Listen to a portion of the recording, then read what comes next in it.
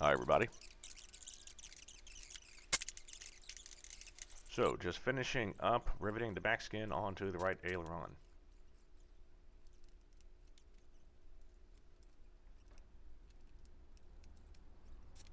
This is one I had to get ingenious, and yep, there I am in there with the small bugging bar.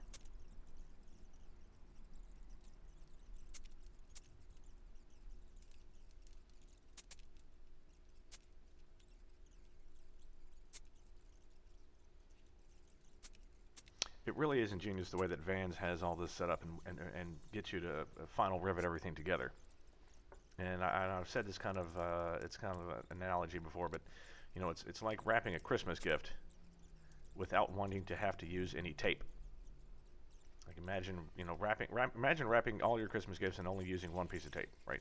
Because in the end, you use solid rivets wherever you can get two hands on stuff, which you would like to use everywhere because they're really good and they're lightweight. You know, there's nothing wrong with pop rivets, but you know, there's more mass and you know, they're more expensive. So pop rivets are basically the tape.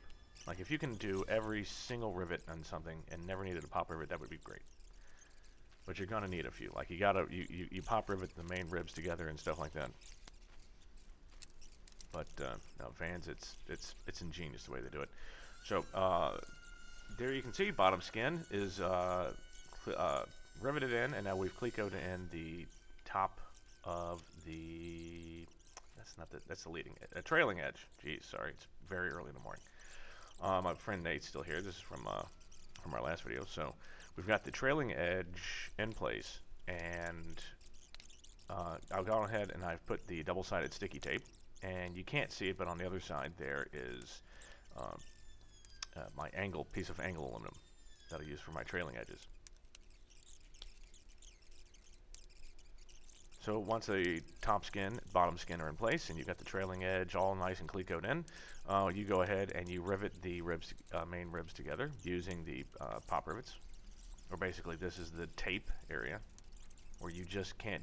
I mean, there's no possible way to get a bucking surface on the other side of those.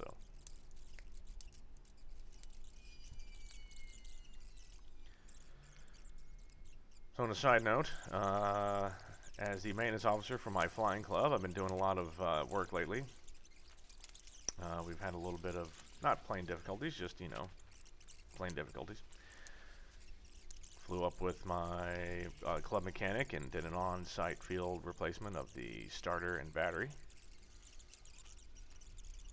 And the plane that we had, we knew it was bad. Not bad, but I knew that starter there was something wrong with it when we got the plane. And it finally clunked out, and we put a new starter on it. Man, it is a whole different aircraft. And next there's going to be a cylinder replacement, followed by several long, low, fast flights to break that cylinder in. So here we go, next day. I've got, or I don't know next day, but several days later at some point. Oh, no, I think this was 2 days later, yes. The tape has cured. And now I'm going to go through and rivet all of the counterweight in place, pop rivet.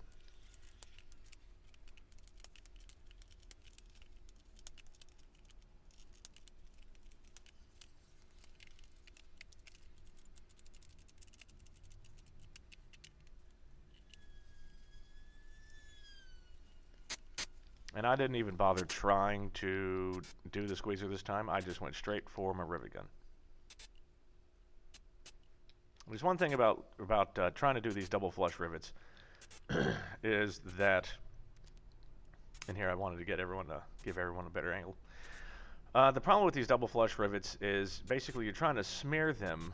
You're trying to smear a rivet that's not angled properly to B flush for the shop head, and then compress it down to B flush. And that's all well and good. The problem that I found, I didn't really do it on the rudder so much as I found it here, is that once you start trying to flatten the rivet into place, once it is flat, now your entire flat set is making contact with the skin. And so you have to be careful, because once you get it to flat, and if you aren't exactly perpendicular to the skin, then it can leave smileys and things like that. So there's probably 2, 3, no more than that smiley, not big, just minor little smileys on the back bottom of my ailerons. Just because you also want to have the pressure very low on the gun, because you don't want to just and I think that's one of the reasons why, is you don't want to just over bucket straight into the middle of the skin.